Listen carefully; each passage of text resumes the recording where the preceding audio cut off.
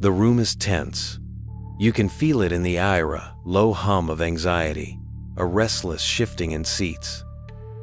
A lecture hall, packed with students, professors, and curious minds, waits for the speaker to begin. The topic? The feminine in psychological thought. But the moment the word feminine is uttered, something shifts. Eyes narrow, whispers ripple. A few lean forward, eager for clarity. Others lean back, arms crossed, ready to dismiss. Why does this word, this idea, stir such unease? Why does it feel like a spark in a room full of dry tinder? For centuries, philosophy and psychology haven't just misunderstood the feminine, they've erased it.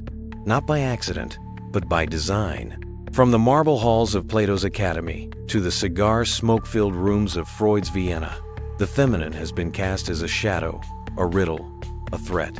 It's not that women were ignored. They were deliberately written out, reduced to symbols, or silenced altogether. And yet, their absence has always been dangerous, not because of what women are, but because of what their exclusion reveals about the systems built to contain them. This is not a story of victimhood. It's a story of power, of how the feminine, even when erased, refuses to stay silent. Of how women like Simone de Beauvoir, Irigaray, and Julia Kristeva didn't just knock on the doors of philosophy and psychology, they kicked them down.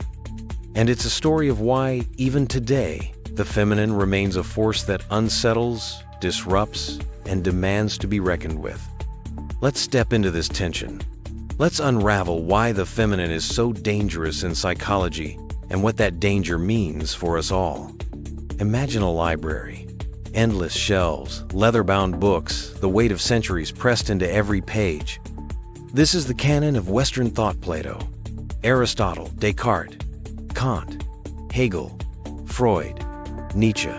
Giants, we're told. Visionaries who mapped the human mind and soul. But as you walk these aisles, something feels off. Half the human experience is missing. Where are the women?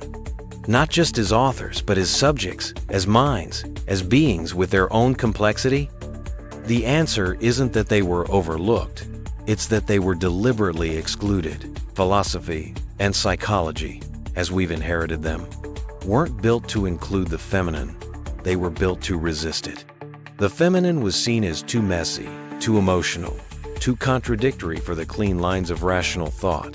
Plato, in his Republic, imagined a world where women could be guardians, but only if they shed their femininity to become like men.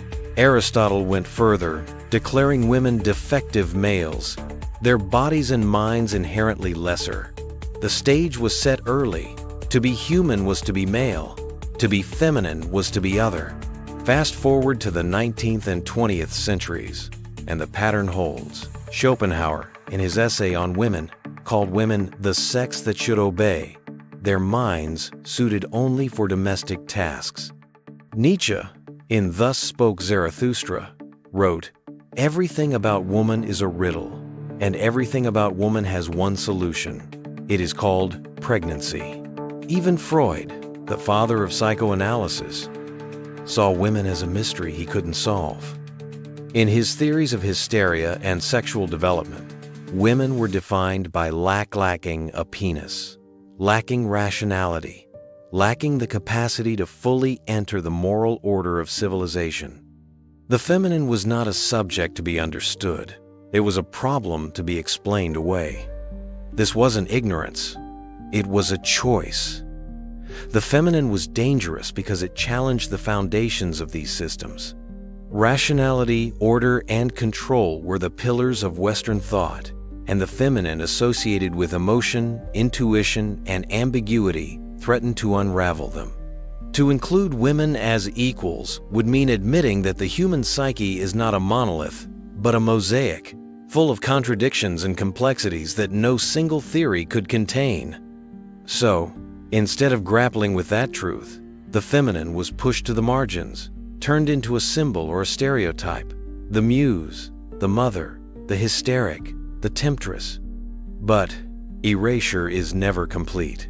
The feminine, even when silenced, has a way of seeping back in. Carl Jung, unlike his predecessors, saw the feminine as a vital part of the psyche. His concept of the anima feminine archetype within every person, male or female, was a radical departure. The anima, Jung argued, is the bridge to the unconscious, the source of creativity, intuition, and connection. But even Jung couldn't fully escape the biases of his time. The anima was still a projection, a distorted image of the feminine, often romanticized or demonized rather than understood as a lived reality. The feminine remained dangerous not because it was weak, but because it was powerful, uncontainable, and impossible to ignore. The story doesn't end with exclusion. It begins anew with the women who refused to stay erased. These were not women who asked for a seat at the table they saw. The table was rotten and built their own. Their names Simone de Beauvoir, Irigaray, Julia Kristeva, not just footnotes in philosophy and psychology. They are earthquakes that shifted the ground beneath these disciplines. Simone de Beauvoir, The Second Sex. In 1949, Simone de Beauvoir published The Second Sex, a book that didn't just challenge the erasure of women, it exposed the machinery behind it. Beauvoir argued that womanhood was not a biological destiny, but a cultural construct, a role imposed by a society that needed women to remain the other. One is not born, but rather becomes a woman, she wrote, laying bare how femininity was shaped by expectations, not essence. Her work was a clarion call. The feminine was not a defect or a mystery, it was a lived experience, systematically devalued by a world that feared its power. Beauvoir didn't stop at critique. She showed how the erasure of women distorted everyone's understanding of humanity. By defining men as the default and women as the deviation, society robbed both of their full potential. Her work was dangerous because it demanded accountability not just from philosophers and psychologists, but from anyone complicit in the myth of male supremacy. And the world felt that danger. The Second Sex was banned in parts of Europe, condemned by the Vatican, and dismissed by critics as hysterical. Yet it became a cornerstone of modern feminism, a testament to the power of a single voice refusing to be silenced. Irigaray, Speculum of the Other Woman. If Beauvoir exposed the system, Irigaray dismantled it from within. A Belgian philosopher and psychoanalyst, Irigaray, published Speculum of the Other Woman in 1974, a work so radical it cost her her teaching position at the University of Paris. Irigaray didn't just critique the erasure of the feminine, showed how it was woven into the very language of philosophy and psychoanalysis. The feminine, she argued, was not just excluded, it was the mirror that philosophy used to define itself. By casting women as passive, irrational, or incomplete, thinkers like Freud and Lacan could claim their own rationality and wholeness. Irigaray's method was subversive. She read the canon against itself, exposing its blind spots and contradictions. In Freud's theories, she saw not science, but mythology's story of male anxiety projected onto women. In Lacan's mirror stage, she saw a refusal to acknowledge the feminine as anything but a reflection of male desire. Her writing is dense, poetic, and deliberately disruptive, mimicking the complexity of the feminine she sought to reclaim. The feminine is not something you can define, she wrote. It is what escapes definition. This refusal to pin down the feminine was her greatest act of defiance that challenged the very impulse to control and categorize that had erased women for centuries. Irigaray's work was dangerous because it didn't offer easy answers. It demanded that readers confront their own complicity in a system that devalued the feminine, and it paid a price for that danger. Irigaray was ostracized by the academic establishment, her work dismissed as unscientific or too emotional, but her ideas took root, influencing feminist theory, psychoanalysis, and even literature. She showed that the feminine was not a problem to be solved, but a force to be reckoned with. Julia Kristeva, Powers of Horror. Julia Kristeva, a Bulgarian French philosopher and psychoanalyst, took a different approach. In works like Powers of Horror and The Kristeva Reader, She explored the feminine not as a symbol or a role, but as a psychological and cultural force. Kristeva introduced the concept of the abject, the things we reject, because they threaten our sense of self, like bodily fluids, decay, or the maternal body. The feminine, she argued, is often cast as abject, associated with the messy, uncontrollable aspects of existence that society seeks to repress. Kristeva's work is unsettling because it forces us to confront what we'd rather ignore. The maternal body, for example, is both life-giving and terrifying, a reminder of our dependence and mortality.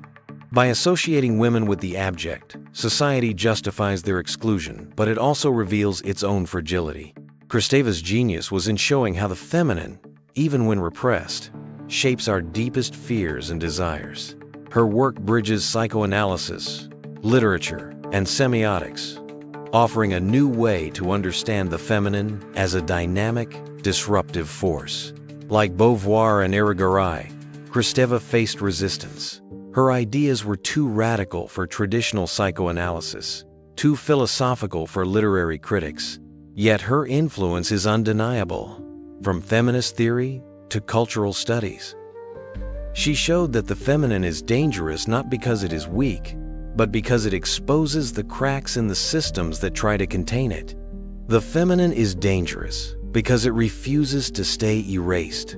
It's there in the silences of the canon, in the margins of history, in the voices that keep rising despite every attempt to silence them. But why does this matter now? Why should we care about a philosophical feud that began centuries ago? Because the echoes of that erasure are still with us. They're in the lecture halls where women's contributions are footnotes, not chapters. They're in the boardrooms where emotional intelligence is praised but rarely rewarded. They're in the quiet ways women are still asked to translate themselves vesto, be less emotional, less complex, less femininetto, be taken seriously. The feminine is dangerous because it challenges us to rethink what it means to be human, to embrace vulnerability, not as weakness, but as strength. To value complexity over simplicity, connection over control. This isn't just a theoretical exercise, it's a call to action. The women who broke through Beauvoir, Irigaray, Kristeva didn't just critique the system. They showed us how to build something better. They taught us that the feminine is not a threat, but a gift, a way of seeing the world that enriches everyone. And they reminded us that change begins with noticing the absences, the silences, the voices that have been drowned out. Let me tell you a story. There's a woman named Lila, a graduate student in psychology. She's brilliant, but she's tired. Tired of reading Freud and Lacan and Jung, of wading through theories that treat her as a puzzle or a projection. Tired of seminars where her questions about gender are met with polite smiles or outright dismissal. Tired of feeling like she has to prove her rationality, her objectivity, to be taken seriously. One day, Lila stumbles across The Second Sex in the library. It's not on her reading list, no one assigned it, but she picks it up, and it's like a lightning bolt. Beauvoir's words cut through the noise. One is not born, but rather becomes a woman. Lila sees herself in those words, not as a problem, but as a person shaped by a world that doesn't quite know what to do with her. She keeps reading. Irigaray's speculum challenges her to question the language of her field, to see how it excludes her even as it claims to understand her. Kristeva's powers of horror makes her think about her own body, her own fears, and how they've been weaponized against her. These women don't give her answers, they give her questions, tools, a way to fight back. Lila starts speaking up in class. She asks why the feminine is always the other, why emotion is always lesser than reason. Her professors are uncomfortable, her classmates defensive. But something shifts. A few students start listening. A professor rethinks his syllabus. Lila's voice, once a whisper, becomes a force. She's not just a student anymore, a catalyst. A reminder that the feminine is dangerous because it demands change. What can we learn from Lila, from Beauvoir, from Irigaray and Kristeva? that the feminine is not a problem to be solved, but a perspective to be embraced. That its danger lies in its power to disrupt, to challenge, to make us see the world anew. And that reclaiming the feminine is not just about women, it's about all of us, about building a world that values vulnerability, complexity, and connection. Here's the practical lesson. Start noticing. Notice the absences in your own life, in the stories you're told, in the systems you navigate. Notice who's speaking and who's silent. Notice when you're asked to suppress your emotions, your intuition, your complexity to fit in. And then, like Beauvoir, Irigaray, and Kristeva, refuse to stay silent. Speak your truth, even if it makes others uncomfortable. Ask the questions no one else dares to ask. Be dangerous. The feminine is not a threat, it's a promise. A promise of a world where we don't have to choose between reason and emotion, strength and vulnerability, self and other. A world where we can all be fully human. That's the danger of the feminine in psychology. And that's why it's worth fighting for.